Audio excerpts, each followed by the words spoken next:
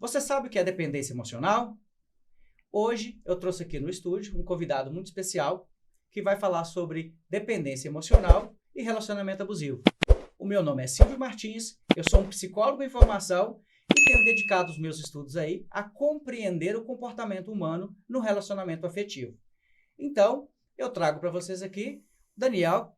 Ele vai se apresentar para vocês. Daniel, fica à vontade. Muito obrigado pelo privilégio aqui da sua presença. Obrigado pelo convite. Eu sou Daniel, sou psicólogo, sou doutor em psicologia, professor do Silvio na faculdade. Tenho esse privilégio.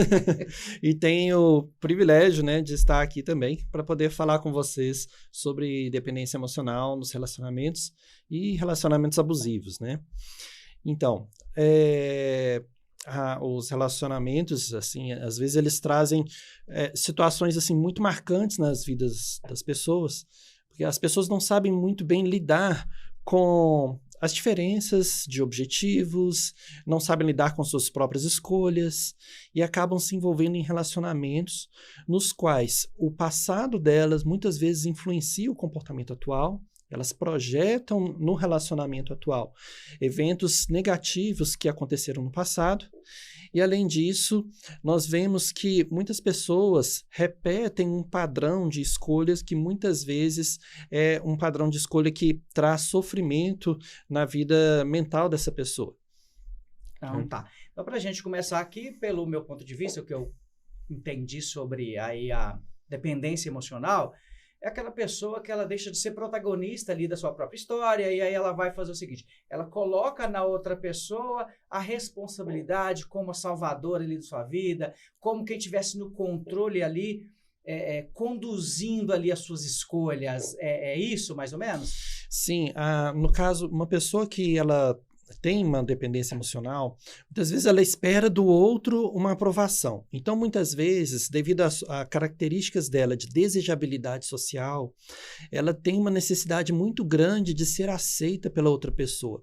Então, ela faz de tudo para ter a aprovação daquela pessoa. Ela se anula, ela quer sempre obter a aprovação dela nos objetivos mínimos que sejam, né, no seu cotidiano. Ela tem medo, por exemplo, de dizer não e não ser mais amada por essa pessoa, né? Mas nós vemos que isso tem uma raiz, muitas vezes, lá na relação que ela tinha com os pais. Por exemplo, quando os pais dela não deixavam ela ser ela mesma, quando os pais dela sempre tinham critérios de correção assim, muito autoritários. Como, né? se fosse uma severidade Uma ali severidade na muito grande, né? Tudo isso fazia com que essa criança percebesse o quê? Que ela não poderia ter uma vontade própria. Ela deveria sempre ocupar um padrão de aceitação desses pais. Ela tinha medo de perder o amor desses pais. Então, muitas vezes, por exemplo, os pais, né, eles chamam a atenção da criança, falam com ela, olha, você não é ninguém, você não vai ser nada na vida. Né? A gente vê que existem alguns pais que tratam os filhos com uma rispidez muito grande. Né? E aí, com isso, essa criança ela cresce com um sentimento de inferioridade, com a baixa autoestima, mas ela não vai deixar de te amar enquanto pai. Ela vai deixar de amar a si mesma. A si mesma. Então, isso é como se a dependência emocional tivesse aí na sua vida pregressa, durante ali o desenvolvimento daquela criança, pode ter gerado algum trauma que isso vai ecoar ali na vida adulta, num relacionamento. Tá. Exatamente. Interessante. Então, significa que existem algumas pessoas que são mais propensas aí a ter essa dependência emocional, alguém que veio ali de um relacionamento disfuncional, existe mais a propensão assim a essa pessoa ter a dependência emocional ou desenvolver a dependência emocional? Sempre que nós pensamos em determinado tipo de comportamento, nós precisamos refletir sobre as influências genéticas e as influências ambientais, né? Essa correlação gene-ambiente que é muito importante. Então, quando a gente pensa, por exemplo, na nossa personalidade, a parte genética da personalidade seria o nosso temperamento, né? Então, por exemplo, o seu jeito de ser, dependendo se você for uma pessoa assim mais passiva, né, uma pessoa, né, mais amável, mais cordial, geralmente você espera que as pessoas sejam assim com você também, né? E isso tem uma origem genética, né? Porém, nem só de gene vive o ser humano. Então, você precisa de um ambiente para que esse gene se expresse, né? Entendi. Então, vamos supor, né? Você tem uma criança que os pais dela são mais afetivos, são mais amáveis, são cordiais, né? Suprem ela de amor, de carinho, de atenção. Ela vai aprender esse padrão de comportamento e provavelmente ela vai reproduzir isso também, né? Como se o relacionamento ali fosse o espelho no desenvolvimento da personalidade daquelas crianças. Ele vai buscar essa referência no pai, na mãe, para que ele possa aí desenvolver a sua personalidade e, de alguma forma, trabalhar também a sua autoestima? Sim, a criança ela vai se espelhar nesses pais, né? Muitas vezes ela não obedece exatamente às regras, né? As orientações que os pais colocam, mas a criança imita muito, ela se espelha, né? E ela percebe também os padrões de escolha dos pais, como que esses pais se relacionam, como que eles conversam, como eles lidam com os conflitos, com as frustrações, com as soluções dos problemas, né? E isso tudo pode refletir na vida adulta também. Então, você tem um adulto, por exemplo, que é um adulto que aprendeu desde a infância a tratar melhor o outro, né? A se preocupar, né? com seus relacionamentos, ter mais empatia e tudo, e você vai ter aquele adulto que ele parece que não desenvolveu muito bem essas habilidades interpessoais, né? Muitas vezes se colocando numa posição defensiva, né? Ou então numa posição de sempre querer agradar as outras pessoas. Entendi. Né? Falando nessa questão do desenvolvimento, e eu pesquisando muito, eu até converso com minha esposa acerca de o quão maravilhoso é você encontrar ali na literatura isso refletido dentro de casa. Você falou nessa questão do desenvolvimento. Eu e minha esposa, nós fazemos muita questão de um tratamento cordial um com o outro, esse respeito, né? E isso vai passando para o nosso filho, ele sempre observando aquilo, e parece que ele está nos repetindo. O mesmo tratamento que é meu com a mãe dele, e da mãe dele comigo, ele tem conosco. Então, ele elogia a minha esposa muito, ele me chama pela forma que a minha esposa me chama, então, carinhosamente, ela me chama, e aí ele chama da mesma forma, quando ele quer ali, sabe que ele quer agradar, ele chama daquela forma. Então, é muito crucial, em se falar de relacionamento, a gente passar aí pelo desenvolvimento dos filhos, né? Porque um casal, ele não é apenas o casal, quando a partir do momento que passa a ter filho, construção da família, essa preocupação de relacionamento, ela reverbera também na condução, na formação da personalidade dos filhos, né? Aí dá-se maior a responsabilidade dos cônjuges nessa questão de conduzir harmonicamente um relacionamento. É mais ou menos isso, né? Sim, e a gente percebe que, por exemplo, os pais, né?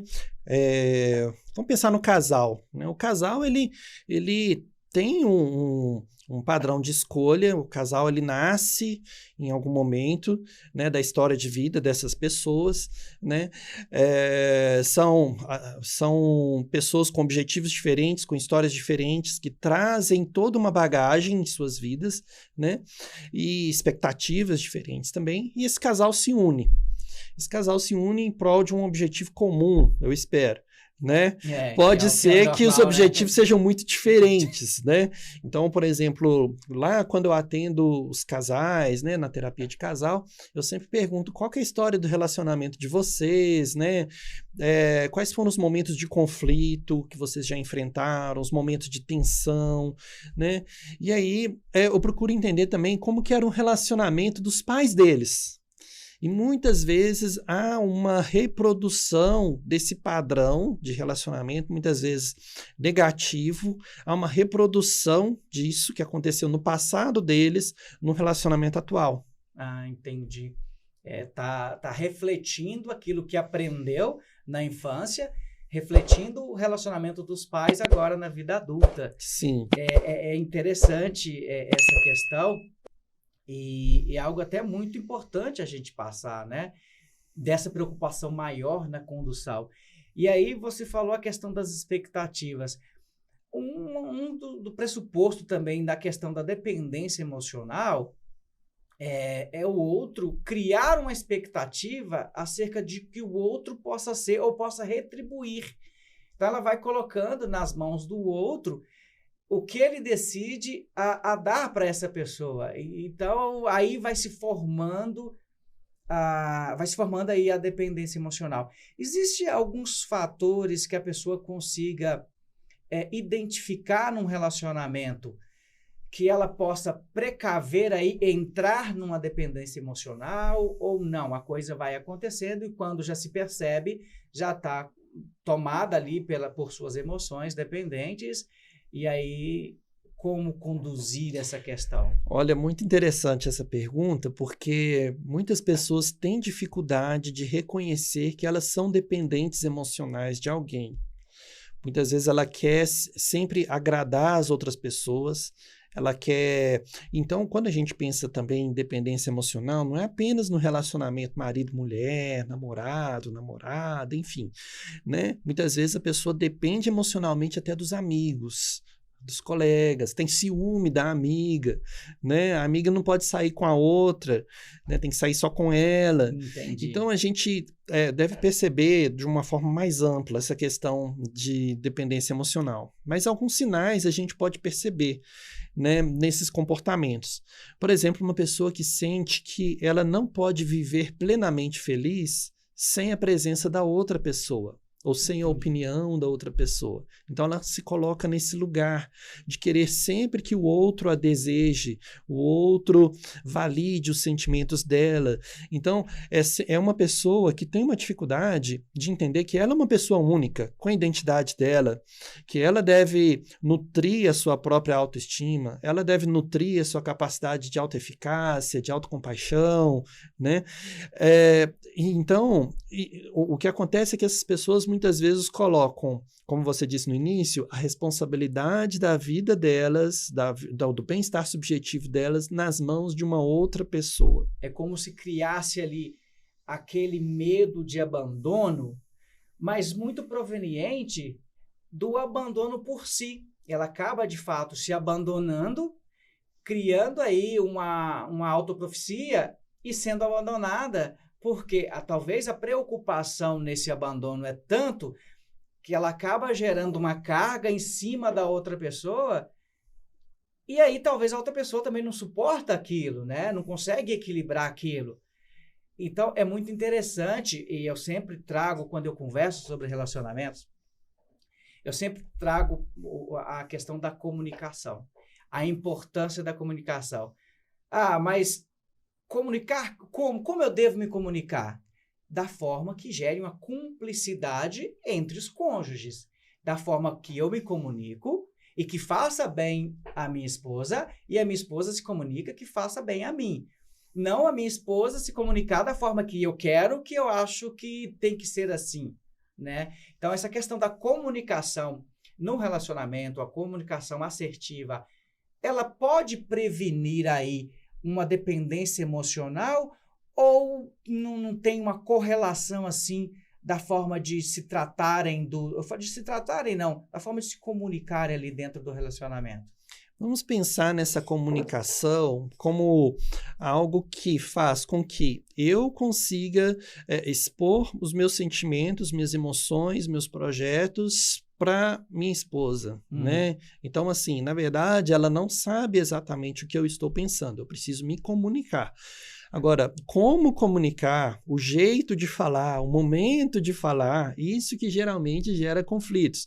Muitas vezes a pessoa, o casal se comunica não para que o outro compreenda o seu ponto de vista, não é para ter uma compreensão, muitas vezes é para provar quem está certo. Essa questão de provar quem está certo, eu sempre converso acerca disso, do quem está certo, quem está errado. Algumas pessoas falam, para ser feliz você precisa abrir mão da razão. E eu não concordo com isso nessa questão. Você pode ser feliz e ter razão, mas que razão? A razão entre a cumplicidade em você e seu cônjuge, onde os dois consigam respeitar a diferença do outro, respeitar ali a diferença de valores e compreender o valor de cada um. É possível e é essencial que sejam felizes ali nas diferenças. São as diferenças que vão construindo ali a personalidade de cada um. É o que ecoa em um e vice-versa, o que vai ecoando e vai construindo ali o relacionamento. Então, assim, eu estou certo, você está errada, mas a partir de qual ponto de vista? Quem está certo, quem está errado? Ok, mas a partir de qual ponto de vista? Se for a partir do meu ponto de vista, você está errado. Mas eu estou errado também a partir do seu ponto de vista. E aí? Nós vamos precisar de um juiz para definir aqui agora. Então, eu acho que assim, a grande questão também que nutre aí o relacionamento é o respeito mútuo, é o respeito genuíno. É eu estar com aquela pessoa por querer estar com ela, não por uma pressão social, não por uma pressão criada pela outra pessoa. Pelo menos assim que eu vou entendendo e assim que eu vou construindo hoje, através de alguma vivência, através de alguns estudos, é que eu vou conduzindo o meu relacionamento. E essa questão de unir a ciência e a convivência, isso é muito agradável, né? É bom que a gente traz isso para o relacionamento. E aí vem uma pergunta. Para você, depois que você começou a conduzir relacionamento de outras pessoas, quando você começou aí a aplicabilidade da ciência para o manejo de um casal que está com os conflitos, isso de alguma forma reverberou no seu relacionamento? Isso ecoou no seu relacionamento? Te trouxe um aprendizado? Olha, essa pergunta é muito boa, né? Porque a minha esposa é super tranquila, ela é muito inteligente, eu acho que ela é mais inteligente que eu, sabe? Isso é bom, porque a minha é excepcional, e ela sabe que é. Ela é engenheira, né? Engenheira de telecomunicações, tem um pensamento abstrato muito bom, uma capacidade de raciocínio muito boa. Isso é muito bom. Uma memória muito boa. A minha filha brinca comigo, né? Eu tenho uma filha de 5 anos. Ela brinca comigo que eu sou um psicólogo muito bom, mas eu sou esquecido. Eu preciso de outro psicólogo também. E assim, só para eu não perder o gancho, eu vou deixar você concluir, porque eu gosto muito de aproveitando os momentos. Você falou, e minha filha brinca comigo e fala que eu preciso de outro psicólogo. Eu vejo isso no meu filho, ele brinca comigo e com a mãe dele acerca do que nós trazemos para ele, e só para pegar um gancho, a questão da cumplicidade no relacionamento. Por que a sua filha brinca com você? Porque ela sabe que ela tem essa liberdade, porque você brinca com sua esposa brinca com você, e vocês têm aí, eu volto a esbarrar, numa comunicação bem equilibrada entre vocês dois. Sim. E isso reflete na sua menina, que brinca com você. Pode fechar seu raciocínio aí, porque senão eu vou falando. É muito bom falar sobre relacionamento. É muito bom, muito bom. Mas a minha esposa, né? Ela, vamos supor, às vezes a gente pode ter até alguma divergência de ideia, né? Alguma ideia diferente, mas a gente não entra numa competição. Né? Então, assim, você perguntou se a forma de eu trazer a ciência psicológica lá, né, na terapia de casal, se isso acabou reverberando no meu relacionamento. Com certeza, porque para eu atender uma pessoa, eu tenho que entender, por exemplo, qual que é a função de uma briga, Quais são as características de habilidades sociais conjugais, né? Por exemplo, comportamento assertivo, capacidade de planejamento, comunicação, né? São várias habilidades que o casal precisa ter. Então, como a gente estuda muito sobre isso, eu acabo refletindo sobre a minha própria vida também. É, né? O que Carl Rogers chama de congruência de self, né? Carl Rogers fala da congruência, né? Então, assim, por exemplo, aquilo que eu penso, né, isso reflete nas minhas ações, reflete na minha fala também, né? Então, uma pessoa que vive uma incongruência é aquela pessoa que ela não consegue se expressar livremente aquilo que ela está pensando, ela vive em conflitos, né? Exatamente. A partir daí dessa congruência de self, aí me veio uma pergunta que uma pessoa... Eu sempre conversando sobre relacionamento, eu ouço algumas perguntas, e aí uma colega lá no trabalho, ela falou, cara, mas assim, Silvio, por que você tem assim, tanta propriedade assim, para falar em relacionamento? Que às vezes acompanha algumas palestras que eu faço online, ali alguns vídeos que eu posto no Instagram, mas como você tem assim, tanta sabedoria, tanta propriedade para falar sobre relacionamento? Eu falo, porque eu vivo um relacionamento bom. Uhum. Então, isso é fácil para mim. Eu vou falar de algo que eu acredito e que eu vivo. E, além de tudo, eu estudo sobre esses comportamentos. Sobre como melhorar isso ainda mais. Eu sempre falava, não, meu relacionamento é muito bom. É ótimo, é maravilhoso.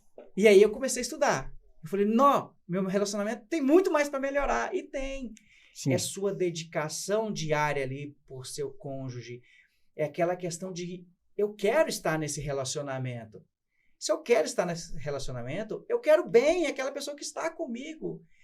Outra coisa que eu trago essencial. A gente está fugindo um pouquinho do tema da dependência emocional, mas eu acho que cai muito nisso aí. É a questão de um cabo de guerra no relacionamento. O relacionamento não é para você provar para o outro que quem manda é você, que você pode mais, aquilo que você falou na questão. Não é uma competição ali, é os dois ali unidos pelo mesmo propósito, né? Que é o pressuposto básico do casamento. É vocês dois entrarem unidos por um propósito. Ou eu estou totalmente equivocado acerca disso? Exatamente, né? Assim, andarão duas pessoas juntas se não tiverem o mesmo objetivo, né? O mesmo propósito. Exatamente. Então, quando você não tem uma mesma visão, né? Porque vamos supor, às vezes a pessoa fala assim, não, mas eu penso do meu jeito é assim, pronto, acabou, e problema da outra pessoa. Eu não entendo por que casou, então, né? Por que essa pessoa tá junto, sinceramente, eu não entendo, né? Porque quando você está com uma pessoa, né, assim, é natural que em algum momento alguém tenha que fazer algum tipo de renúncia, né? São escolhas, São né? escolhas. É claro que toda escolha gera angústia. Por que gera angústia? Porque você abre mão de uma coisa que também é muito interessante em favor daquela principal, né? Quando você vai numa loja, né, comprar um carro, você tem várias opções ali, você precisa escolher um, né? No seu relacionamento, dentre várias pessoas que existem no mundo, você escolheu aquela pessoa, né? Embora eu já atendi uma pessoa em consultório que ele falou que ele nunca escolheu ninguém, ele sempre foi escolhido. Mas a forma dele se colocar nesse lugar também é de sempre colocar a responsabilidade nas mãos de uma outra pessoa. Isso, de uma certa forma, é uma dependência, é uma dependência emocional. Ah, tá. Né? A pessoa, é aquilo que a gente até trouxe no princípio, eu deixo a vida me levar, né? A vida me escolhe, as pessoas me escolhem e eu vou indo. Uma hora alguém vai me escolher e eu vou gostar daquilo e a coisa vai encaixar. Ou não. No caso dessa pessoa, né, que eu já atendi, ele deixava sempre a responsabilidade nas mãos de outra pessoa. Então, assim, ele não se sentia merecedor, ele não se sentia assim, com uma boa autoestima, né, assim, para poder se relacionar com alguém. Então, ele sempre ficou à mercê dos desejos de outras pessoas. Isso pode comprometer, assim, seriamente um relacionamento, né? Essa pessoa que ela é extremamente passiva, então, é como se, desse jeito tá bom. A outra pessoa, ela quer a opinião ali também, né? É uma cumplicidade, é uma troca, né? Uhum. Eu levo, a outra pessoa traz e ali os dois vão construindo valores ali para o relacionamento. Sim. Porque um sozinho não conduz um relacionamento, né? Pelo menos que eu entendo assim. Eu comunico muito com a minha esposa. Eu não decido nada sem que eu fale com ela. Assim também, ela não decide nada sem que ela fale comigo. Uhum. Nós já sabemos previamente o que provavelmente a outra pessoa vai falar. Ela já sabe mais ou menos o que eu vou falar. Mas nós temos essa cordialidade e respeito um com o outro. Bom, eu vou ver com a minha esposa. Talvez ela queira, mas talvez não. Ela está no momento ali, cara, eu não quero não, e tá tudo bem, né? Uhum. Não tem problema. A questão não é eu vou bater o pé e eu quero. Porque a gente tem também, o que eu entendo no relacionamento, questão das escolhas, é abrir mão daquilo que muita gente quer também. Sim. Porque aquilo que você quer muito, a outra pessoa pode querer muito também uma outra coisa. Uhum. E, volto a falar, não é um cabo de guerra, não é ali quem pode mais. E eu penso na questão da qualidade da comunicação. É muito importante que o casal consiga fazer uma leitura das emoções da outra pessoa, né? E também ter uma consciência da própria emoção. Né? A gente pode falar até um pouco de inteligência emocional, né? Que é você tentar levar a inteligência para as suas emoções, certo?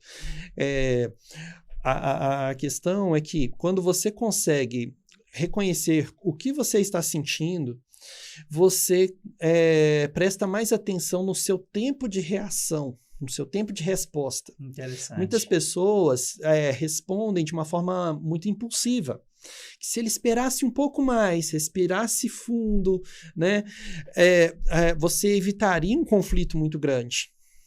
De repente, a própria pessoa chegaria à conclusão que você imaginou inicialmente. Exatamente. Né? Sem entrar num conflito, sem desmerecer a outra pessoa, mas tudo isso a partir de uma autoconsciência. E você perceber como que a outra pessoa está também. Porque dependendo do que você fala, a pessoa sai ferida dali.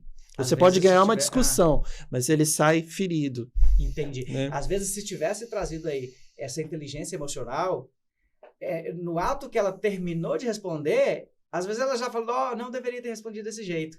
E aí, uma coisa que eu sempre trago e que eu comecei a entender, às vezes, o que foi dito durante uma pequena discussão gerou um conflito muito maior do que aquilo que propriamente gerou aquele início da discussão. As pessoas, elas saem magoadas de um conflito, não propriamente pelo que começou aquela discussão, aquela conversa.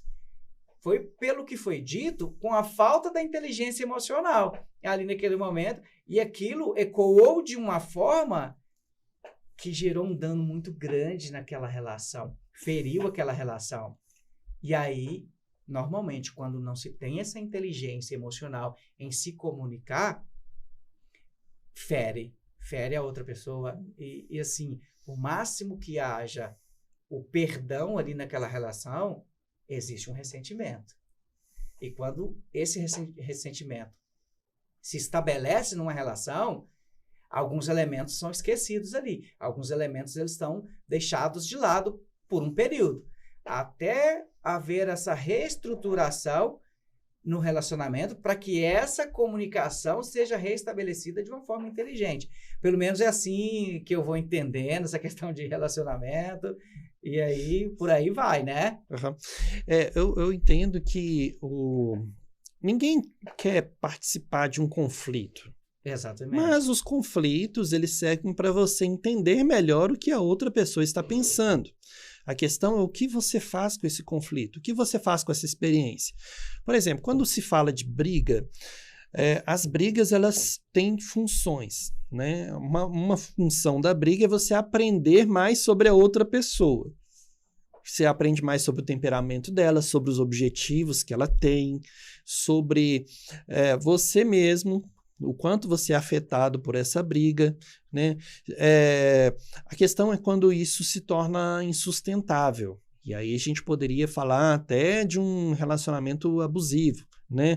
No qual sempre há conflitos, há briga, né? Discussão, né? E uma das partes não se sente respeitada. né? Então, há vamos dizer, um prejuízo na relação, um prejuízo na comunicação, de forma que aquela pessoa, ela se sente sempre mal, né? Fere a autoestima da outra pessoa, né? Sem contar a questão, assim, de que depois que eu lanço uma palavra, eu já não tenho mais controle sobre ela. E o quanto essa pessoa está preparada para lidar com as frustrações? Será que ela vai ficar remoendo essas palavras para o resto da vida dela? Então, por exemplo, eu já atendi no consultório uma pessoa que disse assim, olha, meu marido falou isso assim comigo em 1998 e eu lembro disso até hoje. Ela ainda está lá naquele passado, né? Então, é uma situação assim bem complicada. E como fazer essa pessoa mudar isso, mudar essa história? Tem como, né? Falar com a pessoa, olha, vamos pro presente aqui, porque essa situação que aconteceu lá, infelizmente já aconteceu, né? Talvez não possa ter sido remediada, mas há uma nova forma de se enxergar aquilo e de conduzir de uma maneira diferente, onde não crie esse ressentimento ou que resolva esse ressentimento, não é? Quando a gente pensa, por exemplo, em perdão, né? O perdão é quando você entende que a situação ocorreu, mas você consegue olhar para aquela situação como se fosse um olhar externo. Você dá um outro sentido para aquilo ali. O perdão não é para outra pessoa, o perdão é para você se sentir livre, né? Então, assim, é como se fosse uma cicatriz. Ela tá lá, mas ela não dói mais. Entendi. Então, é você conseguir dar um outro sentido para essa experiência. É conseguir enxergar com a indiferença do julgamento, por exemplo. É você... Sem que aquilo te afete mais. Porque eu acredito, né, que quando você começa a deixar essas feridas te afetando, uma te afeta com intensidade e você não se curou. Virão outras feridas e elas irão te afetar com maiores intensidades, porque já tem uma ferida aberta. Uhum. Se você não se curar disso, onde isso vai parar? Então, o que eu entendo é que nós, como cônjuges, nós precisamos aí entender que o perdão, ele é essencial ali para manter ali o equilíbrio do relacionamento, mas também a outra parte tem que entender que não é porque usar como precedente a pessoa perdoa, tem que perdoar e eu vou continuar errando, né? Eu não posso usar o perdão como uma válvula de escape. Sim, inclusive, muitas vezes o perdão acaba sendo condicionado nos relacionamentos, que eu percebo os casais trazendo para mim, o perdão às vezes ele é condicionado a essa mudança de atitude. Ó, se fulano mudar, eu perdoo. Então, na verdade, ela não perdoou ainda. Isso é uma armadilha, né? Pode se tornar uma armadilha, porque eu vou condicionar o perdão do outro. Aí, se eu condiciono o perdão do outro, o outro não, assim, ela não tá perdoando o outro. Ela tá, no meu entender, procurando uma zona de conforto, uma justificativa para si, para estar com o outro, mesmo sendo ferida. Ela não curou a ferida, ela só quer arrumar um conforto, porque se ela, se ela não perdoa, aquilo foi muito grande para ela, não perdoa, e aquilo vai machucar. E aí, encontrar um conforto naquilo. Eu perdoo se você mudar. E a pessoa fala, eu vou mudar. Ninguém muda abruptamente, assim, pelo pouco que eu entendo. Ninguém muda abruptamente, assim. Leva um processo. E é uma construção, essa mudança de comportamento no relacionamento, é uma construção ao longo do tempo. É um processo que leva tempo. E o respeitar esse processo requer sabedoria e inteligência emocional. Né? Uhum. Sem contar que as pessoas têm um ritmo diferente, cada um tem um ritmo. Então, aquela pessoa, por exemplo, que errou, né? E exigiu-se dela uma mudança de comportamento. Ok, eu te perdoo se você mudar, tá bom. Ele tem essa disposição para mudar, né? E existem facilitadores no ambiente dele para que ele cometa esse erro novamente. Né? Há uma disposição mesmo dele, ele tem uma tendência a quebrar regras, quebrar, né, compromissos, né? Como que é? Cada pessoa é de um jeito. Então, digamos que você exija de alguém que cometeu uma traição. Olha, não faça isso mais. Se eu ver isso de novo, né, não te perdoo e tal. Só que ela viu de novo. Ela viu de novo e aí ela falou, não, eu vou perdoar, mas se eu ver de novo, aí eu não perdoo mais. Ela não perdoou. E essa pessoa, né, especificamente, ela tem uma dificuldade muito grande, né, de se manter fiel. Entendi. É uma situação muito complicada. Então, cabe a ela escolher. O que ela vai fazer? Então, por exemplo, na comunicação deles, isso está claro, né? Existem limites nessa comunicação. Por exemplo, ela tem liberdade para ver as redes sociais dele, porque eu sei que existem alguns casais que você não pode nem olhar para o celular da outra pessoa. Entendi. Ou seja, são pessoas que estão vivendo na incongruência. Né? Porque falam, eu tenho que ter a minha liberdade, a minha privacidade. Assim, WhatsApp com senha. Eu sou meio questionador sobre isso, porque é o seguinte. No entanto, hoje eu e minha esposa, nós temos a mesma senha do celular. Eu nunca tive curiosidade de olhar o celular dela, mesmo tendo a senha dela. Porque tem a confiança, que é justamente a base de qualquer relacionamento. Então, sim... Às vezes o meu celular toca ou chega mensagem, eu falo com ela, olha para mim quem é. Eu não tenho receio nenhum disso, porque não tem nada que vai chegar lá que vá nos desabonar.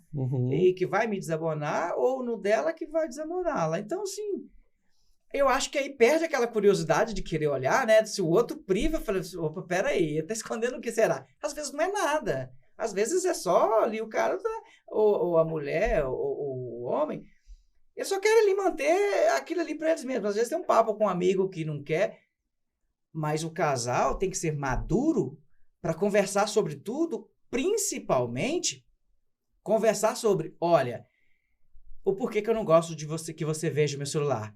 Tem assuntos, às vezes, desinteressantes e deselegantes para você aqui, com amigos, no geral, sim. Tem alguns assuntos que às vezes não cabem a você, que são brincadeiras, ok. Agora, será que seria interessante manter esses amigos também? Porque aí temos que pensar numa coisa. Será que o meu círculo de relacionamento é algo que fere os princípios, valores da minha esposa? Será que está colocando em risco o meu relacionamento? Então, será que vale a pena?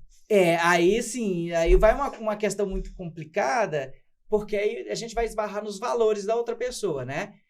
Olha, eu tenho os meus amigos, eu não posso me afastar deles pelas atitudes deles, mas eu tenho que ter ciência das minhas atitudes. Não é porque eles fazem, porque eu preciso fazer. E eu gosto deles. Eu posso não concordar com a maioria de coisas que eles fazem. Mas eu gosto, às vezes, da companhia deles, às vezes das brincadeiras. Isso, às vezes, é bom. E aí a pessoa fala assim, minha esposa não gosta. Os dois, eu entendo que não é eu vou abrir mão desse e você tem que aceitar. Não, é eu sentar com ela e aceitar. Olha, isso acontece por causa disso, disso e disso. A prioridade é a esposa. Os amigos que entendam, mas a prioridade é a esposa.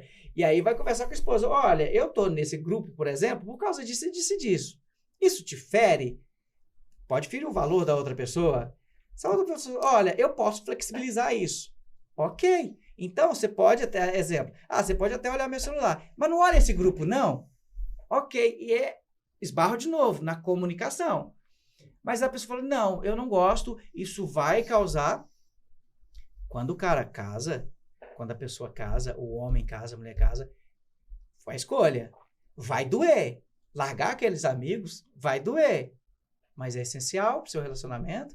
Você não casou com os amigos. Porque os objetivos mudam muito, né? Muito. Quando você casa, e não a sua rotina... com os amigos também, né? Não, mas a sua rotina muda muito. Então, por exemplo, na minha rotina hoje, eu tenho um filho de 1 ano e 3 meses, a Bela de 5 anos, né? E eu vou fazer aniversário amanhã.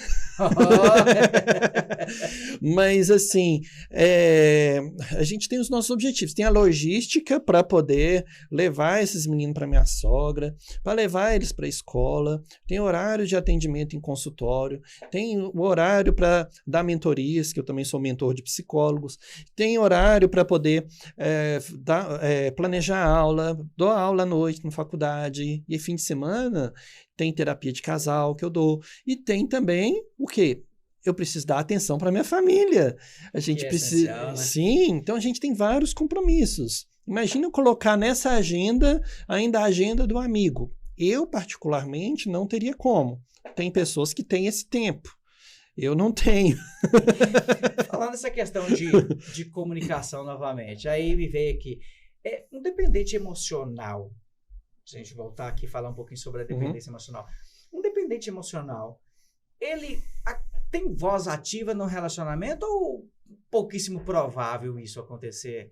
Pela dependência emocional, ele acaba deixando a decisão tudo pela outra pessoa. Tem voz ativa em alguma coisa ou não é tudo na mão da outra pessoa? A gente vê um perfil de pessoas que sempre quer concordar com a outra, né? Então, de certa forma, ela se anula em favor de outra pessoa. Eu conheço um relacionamento, por exemplo, que o marido ele trabalha com construção civil e tudo, né? Do nada ele falou assim, olha, amanhã você vai de Uber para o seu trabalho, tá bom? Tá bom. O que ele fez? Vendeu o carro da esposa para comprar piso para colocar na casa dele. E nem comunicou a esposa sobre isso. Ela ficou andando de Uber muito tempo, né?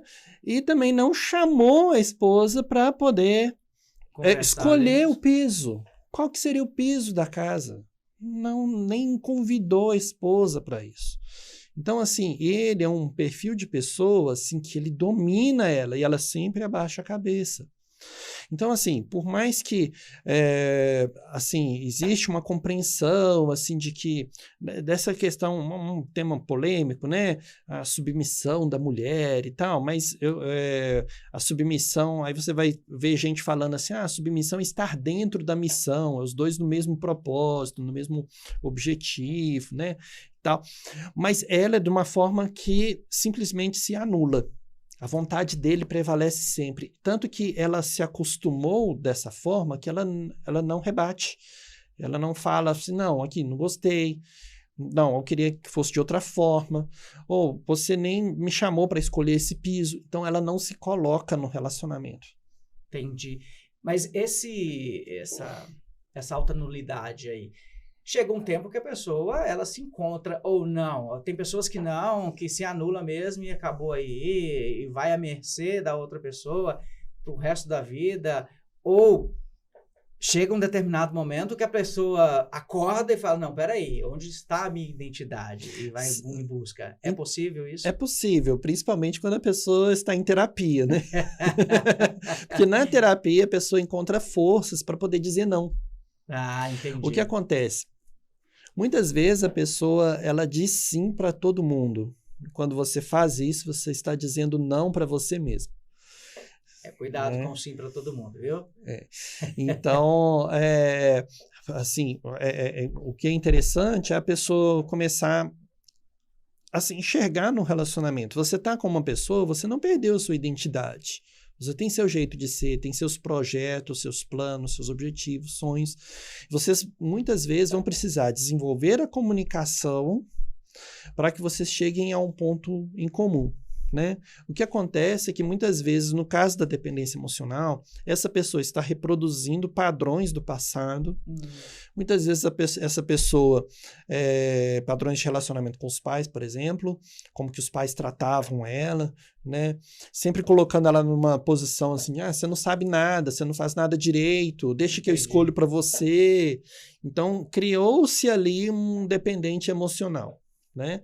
Que sempre espera a aprovação do outro, a opinião do outro. Então, de certa forma, ela aprendeu a ser passiva. Mas nada que não possa ser mudado, trabalhado, né? Carl Rogers fala que nós temos uma tendência atualizante. Você pode mudar, você pode se desenvolver, pode crescer. Quando né? eu me reconheço, eu mudo. Exato. Quando conheço como sou, eu mudo. Eu mudo, Exatamente. E mudar para melhor, né? Para melhor. Essa questão, assim, falando a questão da dependência, uma pessoa com dependência, ela acaba se tornando como se fosse assim um camaleão. Eu faço uma analogia aí. O camaleão vai mudando de cor conforme a situação que ele está vivenciando ali, conforme o ambiente. E às vezes a pessoa ela vai vivendo uma relação conforme o camaleão. Eu vou me moldar a partir do que o outro quer, a partir do momento que o outro está vivendo. E essa nulidade pessoal, ela vai evoluindo até que chega um ponto que a pessoa não se reconhece. E eu entendo que num relacionamento, é algo que eu defendo, é que o meu principal relacionamento é comigo, primeiro é comigo. Se eu não me reconheço como pessoa, como eu vou reconhecer a outra pessoa? Como eu vou defender os meus valores acerca da percepção da outra pessoa ou acerca dos valores da outra pessoa? Como eu vou conduzir isso? Como eu disse uma vez, se eu não sei de onde eu estou vindo, eu não sei onde eu vou chegar. Eu não tenho estabelecido um relacionamento comigo, eu não sei quem sou, e aí torna-se uma dificuldade nessa comunicação e nessa percepção de, peraí, o outro está falando e eu faço. Ele fala outra coisa e eu faço. E às vezes acaba também tendo essa permissividade aí de eu tenho que aceitar para não me opor a ele porque eu não quero um conflito. Isso é uma dependência emocional. Mas, em contrapartida, também é um relacionamento abusivo por parte da outra pessoa, onde causa essa submissão de uma forma, acredito eu, que distorcida a essa pessoa, né? Exatamente, né? Então, assim, você vê um padrão de relacionamento em que uma pessoa não reconhece o seu próprio valor, ela depende da aprovação de outra pessoa, né? E você tem uma pessoa do outro lado que ela é mais impositiva, ela tem opinião própria e às vezes até tem uma necessidade de controlar, né? Então, assim, você tem esses perfis. Aí a gente pode pensar, por exemplo, em tipos de personalidade, né? Então, assim, tem aquelas pessoas que elas são mais cordiais, elas são mais amáveis, né, mais submissas, mais passivas. E existem aquelas pessoas mais impositivas, mais impulsivas, né? Então, assim, são jeitos de ser. E aí é interessante a pessoa perceber, assim, desde o momento de escolha, com quem que eu quero me relacionar, quem que vai ser minha namorada, quem que vai ser minha esposa e tal. Qual que é o padrão de comportamento dela? Como que ela trata as pessoas em volta? Né? Nesse relacionamento, digamos que você esteja namorando, você se sente sufocado, né? Você consegue ser você mesma, né? Ou você sente que você não é mais você? Como que você era antes dessa pessoa? Você sente que você é uma pessoa melhor ou pior de quando você começou esse relacionamento? Tem uma grande questão que eu acho que é o seguinte: às vezes a pessoa viveu a maior parte da vida dela sem conhecer aquela pessoa. E aí, a partir do momento que conhece, acha que não é possível mais viver sem aquela pessoa, mesmo contrariando alguns valores daquela pessoa, contrariando os valores dela. É o príncipe encantado que chegou, ou ali a princesa que chegou para mudar ali a história. E não é assim. Cada um ali vai construindo o seu valor perante ali o seu determinante social, o seu determinante sociocultural. E isso tem que ser representado ali no relacionamento também. Porque, além de ser um relacionamento, ainda continua fazendo parte da sociedade, né? O ser humano é gregário, então ele vai pertencendo à sociedade e vai para o relacionamento. Por que isso tem que mudar? Às vezes você se impõe numa sociedade, defende os seus valores, defende a sua opinião, quando vem para um relacionamento, se torna dependente daquilo. Por quê? Porque acha que aquela pessoa é a pessoa que vai salvar a sua vida. Vai salvar de quê? de algo que você já viveu o tempo inteiro, se encontrar com a pessoa, e a partir daí, sua vida só vai fluir se for. Então, aí tá, assim, uma das grandes questões da dependência emocional também, né? Interessante você colocar isso, porque, assim, não adianta eu vestir uma máscara, colocar uma máscara para a sociedade, uma outra máscara para a minha família, né? Então, quem é você? Uma falta de autenticidade, né? Assim, quem não é autêntico não consegue sustentar isso muito tempo. Então, por exemplo, se você trata mal todo mundo lá fora, uma hora isso vai refletir dentro de casa. Exatamente. Né? E tem o contrário também. Tem gente que só trata bem os de fora e trata mal os de casa. Né? Mas, assim, eu até lembro de uma pessoa falando que foi num velório de uma pessoa. E aí, eu não lembro se era um pastor, um padre, que estava falando, né, as últimas considerações lá. Nossa, fulano de tal era uma pessoa tão honesta, tão tranquilo, bom, homem de valor, um pai amável. Aí a dona falou assim, não era não. Tá falando de outra pessoa, meu não era assim não. Ele me batia, ele fazia isso e aquilo. Então, é assim, uma situação meio complicada, né? Agora, só pra gente partir aqui já estamos evoluindo para a parte final aqui desse bate-papo, falar um pouquinho acerca do relacionamento abusivo, que a gente já vem trazendo aqui junto também com essa dependência emocional. O relacionamento abusivo. Porque é uma grande dificuldade na pessoa entender que está passando pelo relacionamento abusivo. Pode ser proveniente aí da dependência emocional, essa dificuldade de enxergar o relacionamento abusivo, e porque mesmo que a sociedade ali, eu falo a sociedade, os amigos próximos, até mesmo os familiares, eles identificam aquilo, sinalizam para a pessoa, mas a pessoa não consegue ver, e muito pior, essa pessoa ela acaba encontrando justificativa pelas atitudes da outra pessoa que está sendo abusiva. Porque há algo que se explica isso? Olha, muito interessante isso também, né? Assim, quem nasceu primeiro, né? O ovo ou a galinha? Será que surgiu primeiro aí um dependente emocional, aí para depois ele ir para um relacionamento abusivo? Ou será que pessoas que não têm dependência emocional acabam se submetendo também a relacionamento abusivo? Entendi. Né? Eu estou pensando nas características da pessoa. Qual que é a história de vida dessa pessoa? Então, assim, de repente, essa pessoa enxergou no relacionamento, pensando no relacionamento abusivo, ela pode ter enxergado no relacionamento a saída para a vida dela. Então, às vezes, ela olhou aquele cara que era charmoso, era bonito, era inteligente, bem-sucedido, falou, tá aí a razão da minha vida, e ela se entrega totalmente sem nível de critério. O que acontece é que, assim, você deve escolher, a gente deve fazer escolhas, você tem que ter um critério para essas escolhas. Por exemplo, eu quero começar a namorar. Tá, você já tem algum critério de seleção? Gente, se nós selecionamos até um relógio que você vai comprar na loja, né, uma camisa, você seleciona o seu carro, você não vai selecionar amigos, selecionar a sua namorada, seu namorado, você tem que ter um critério de escolha. Ou seja, as pessoas elas se relacionam muitas vezes por afinidade cultural, né? Música. Eu gosto muito de música, eu acabo me relacionando com alguém que gosta de música também. Uhum. Né? Tem pessoas que se relacionam por personalidade. Você se agrada de estar próximo a pessoas mais extrovertidas, que gostam de se socializar, gostam de festa, brincadeira, a pessoa ri muito, essa pessoa é muito estimulada pelo ambiente externo, né? Então, não, eu gosto mais de me relacionar com pessoas mais introvertidas, pessoas que gostam de refletir sobre a vida, gostam de ler. Então, assim, existem vários gostos, né? Então, agora, como que essa pessoa se posiciona?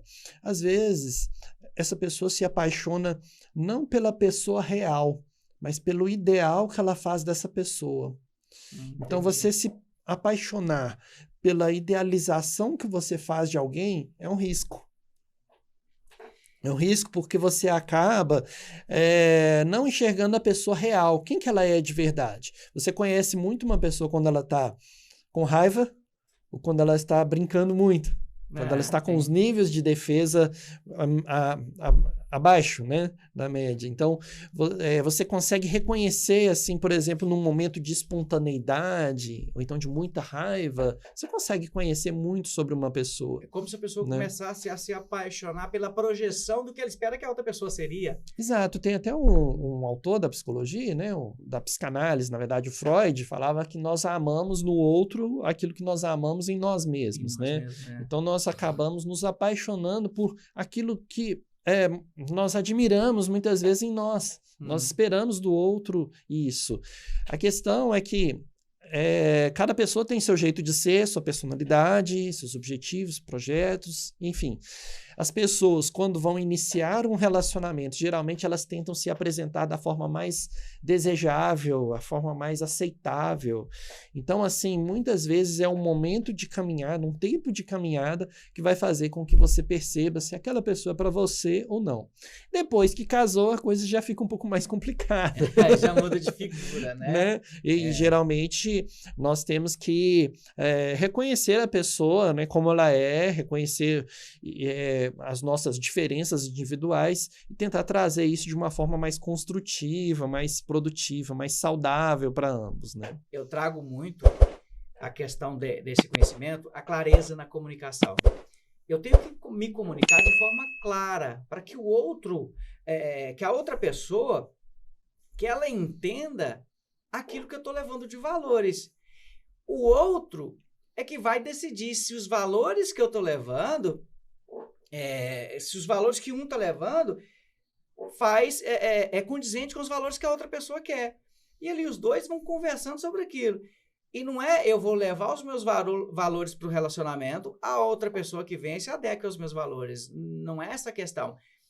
Eu sinalizo, eu sou explícito ali nos meus valores, a outra pessoa também, e ali nós vamos encontrar as congruências, as convergências ali nos valores e conduzir esse relacionamento. E as divergências, a gente trazer também para que nós possamos trabalhar e equilibrar isso. Porque um relacionamento ele não é feito só das convergências. É feito do que as pessoas se divergem também. O importante é saber comunicar as diferenças de valores. É isso que eu até falo que falta muito hoje em dia, é a tolerância. Hoje nós vivemos uma época de relacionamentos fluidos. Os relacionamentos eles começam com a porta de saída ali sinalizando. Eu passo, se não tiver bom eu vou. A tolerância ela se perdeu. Ela se perdeu em algumas diferenças. Eu vou buscar similaridade em tudo e não funciona assim. É como até eu trago analogia no artigo que eu escrevi, num livro que eu estou desenvolvendo, eu faço analogia entre as 4 estações do ano com 4 elementos básicos aí do relacionamento. É como se a pessoa quisesse viver na primavera sempre, sabe? Não é, o relacionamento ele é feito das dificuldades e das nuances. Vai mudando as estações, vai mudando o comportamento. E ali tem que ter resiliência para quê? Para eles se readequarem. Adequar aquele ambiente. Você falando isso, eu lembrei da teoria do Robert Sternberg, a teoria triárquica do amor. Ele vai falar sobre os objetivos que as pessoas têm nos seus relacionamentos. Então, tem, por exemplo, o polo do compromisso, da paixão e da intimidade, né? Então, quando a gente pensa em intimidade, paixão e compromisso, né? Quando o relacionamento tem essas 3 esferas, né? Isso é muito importante, é muito significativo, muito enriquecedor para o relacionamento. Seria um amor, vamos dizer, perfeito, né? Mas existe, por exemplo, aquele amor vazio, em que as pessoas simplesmente estão juntas, mas não tem intimidade, não tem paixão, não tem compromisso, né? Às vezes se perdeu numa rotina, né? Num tempo, e as pessoas não conseguem nutrir mais o relacionamento. Existem também aquelas pessoas que têm um compromisso, elas estão juntas, né, mas não têm intimidade mais, não têm paixão mais. Existem aquelas pessoas que têm intimidade, têm paixão, mas não têm compromisso. né? Então, assim, são Tem várias... que haver um equilíbrio. Tem que haver um equilíbrio. Porque senão não dá. Bom, falando em equilíbrio, nós vamos chegando aqui ao finalzinho, né? Para a gente manter o equilíbrio das tarefas, manter o equilíbrio dos compromissos. E nós vamos partindo aqui para finalizarmos esse bate-papo. Eu agradeço imensamente aí a sua cordialidade em comparecer aqui para a gente trocar essa ideia, para que juntos nós podemos aí levar para vocês, levar essas informações, levar essa conversa, para que você possa introjetar isso e entender qual a funcionalidade do seu relacionamento, saber se posicionar num relacionamento. Se precisar de uma orientação, nós temos aqui o nosso amigo Daniel. Eu vou deixar o contato dele aqui na descrição desse vídeo. E aí é só vocês entrarem em contato para entender um pouquinho. Às vezes a gente precisa, sim, de uma ajuda profissional para a gente se reencontrar a nossa identidade. E não há nada de errado nisso. Quando você procura se encontrar, isso não há nada de errado, muito pelo contrário. Você está querendo ter uma qualidade de vida. E a qualidade de vida para o seu relacionamento e principalmente para a condução da sua família, que é essencial aí no relacionamento, a condução do relacionamento equilibrado para a formação da personalidade dos nossos filhos, que é algo que eu sempre defendo muito, a formação da personalidade dos nossos filhos. Muito obrigado, Daniel. Eu que agradeço a oportunidade. Algum recado aí que você queira dar para o pessoal, se quiser te procurar, fique à vontade. Eu que agradeço o convite, né? Aceito novos convites. Já está aqui feito o convite. Voltaremos para continuar esse papo. Tem muito assunto a prosseguir ainda nessa conversa. Não deu para falar tudo hoje, não. Não deu, não. Né? Mas obrigado, uma experiência muito rica, né? Falar sobre esses assuntos é algo que me chama muita atenção, principalmente pela transformação que a gente consegue passar para as pessoas, né? Para quem quiser entrar em contato comigo, né? Então segue aqui o link na descrição, né? Meu Instagram vou deixar na descrição também. E aí você não esqueça de se inscrever no canal, seguir, fortalecer, compartilhar isso para todo mundo. Ativar as notificações. Ativar as notificações, muito importante, bem lembrado, que ativar as notificações e compartilhar isso para todo mundo, porque se você não tem dependência emocional, se você não viveu um relacionamento abusivo, provavelmente você não entenda de fato o que é isso. Mas talvez alguém que você compartilhar esse vídeo possa estar vivendo ou viver um relacionamento abusivo e uma dependência emocional. Isso pode auxiliar essa pessoa. Essa pessoa pode ser seu amigo, sua amiga. Então, compartilhe aí, ajuda a gente e a gente vai ajudando o maior número de pessoas, ok? Obrigado!